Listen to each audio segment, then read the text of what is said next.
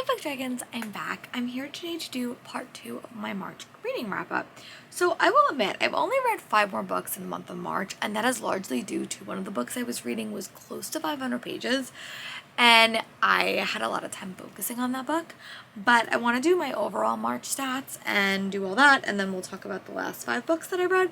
A lot of them are all like ebooks and audiobooks, but I have 2 physical books that I'm going to chat about, or 2 like books I read this physically. And yeah, let's get into it. So in March I was able to read 11 things. I read 4,525 pages.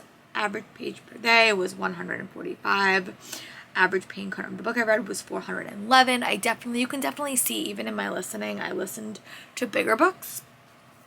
My most read genre is YA fantasy, which is great. I am trying to keep that number high. Books at rep, I read 4. Books authors I read before is 8. Let me see if I get this thing to go down.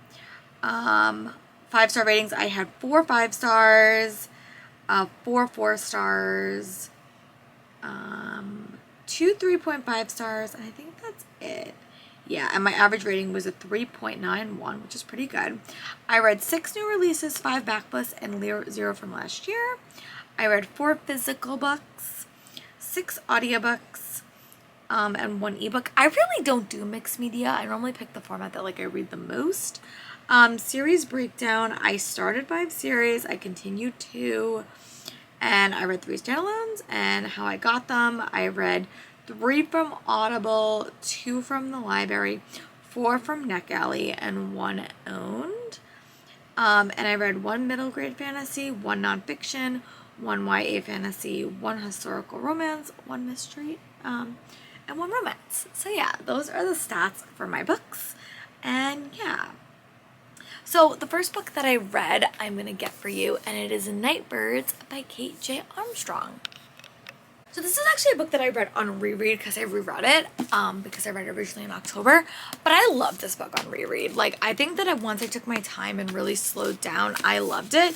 But this is by Kate J. Armstrong. She is a part of the Pub Dates podcast with Amy Kaufman, and I read Isles of the Gods earlier this month and wanted to read her book again, and I love this book. So this book follows 3 main characters, and they're nightbirds, and basically it's in a 1920s society where the girls can gift their magic with a kiss. But on the first night of them being nightbirds together in the town of Simtha, things start going wrong, and the girls start realizing their carefully constructed life might not be what they think it is. So you follow 3 very different characters. You follow Mathilde, who is the leader, the party girl, and then you follow Sayre, whose mom was a nightbird and she feels like the nightbirds let her mom down, and then Asa, who is a girl from kind of a different location that kind of struggles with her magic, and they're very different. There's also a lot of romance in here. There is some LGBTQ plus references. There's a lot of unique diversity and representation that I loved, and oh my god, I really like this book. It was the type of magic world that I want. It was a rich world, and I think it was made even better because Kate J. Armstrong really has such a way of captivating you. And she also has a podcast about history, and the 1920s is the season she's doing now, and you can just tell how well this is written. I also there are little, after every chapter you sort of get a vignette that sort of expands your world, and that's one of my favorite things in a story. But I also liked all 3 characters. I think the characters were great. The ending was a wild ride, and I remember I got to a certain part and I was oh, I remember where this book was heading. I think I might have a favorite character. I'm really excited for book 2. It was great. Definitely a really solid debut, and I gave it 5 stars. Actually upped my rating because when I first read it I gave it 4.5.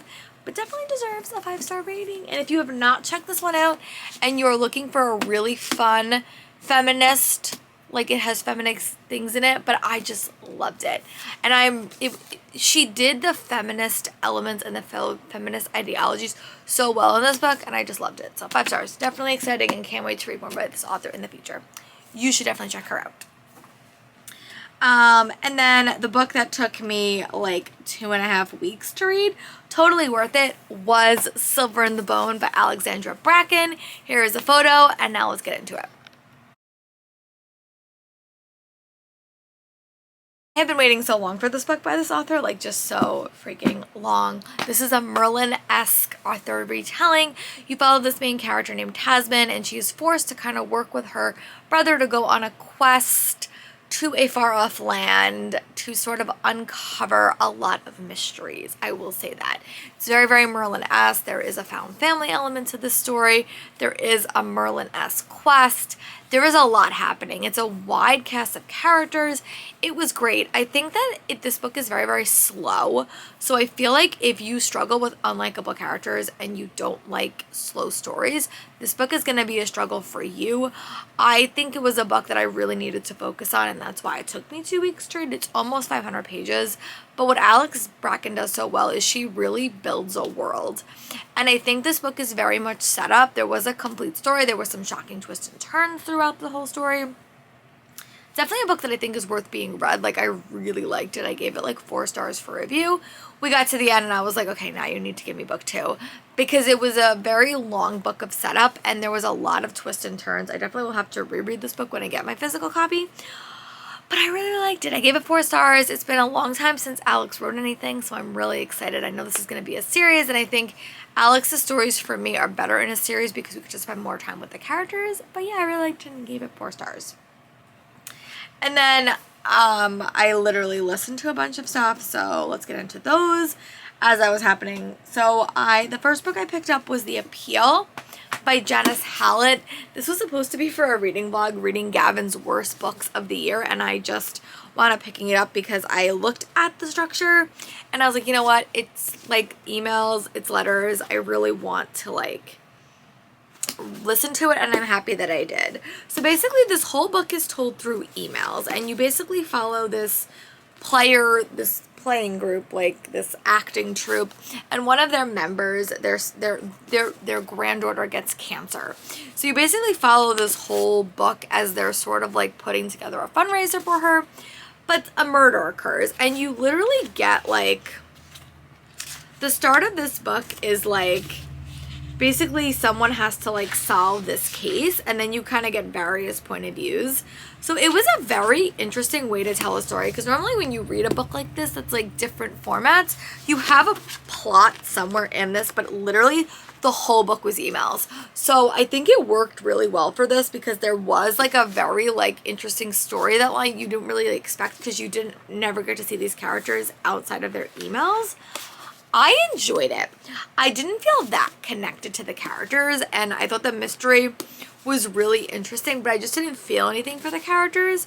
But I really recommend listening to it. I think if you might read it, I think it might be a little bit dry. They also had a bunch of different narrators, which I really liked. I gave it 4 stars.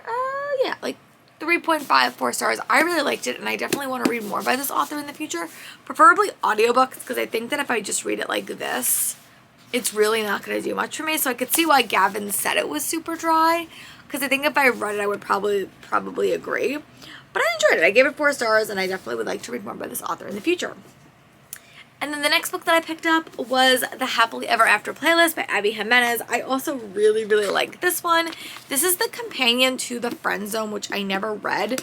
But when I heard that a dog connected them, if you don't know, I just got a new puppy. Well, she's gonna be a year. Oh my god, she's gonna be a year.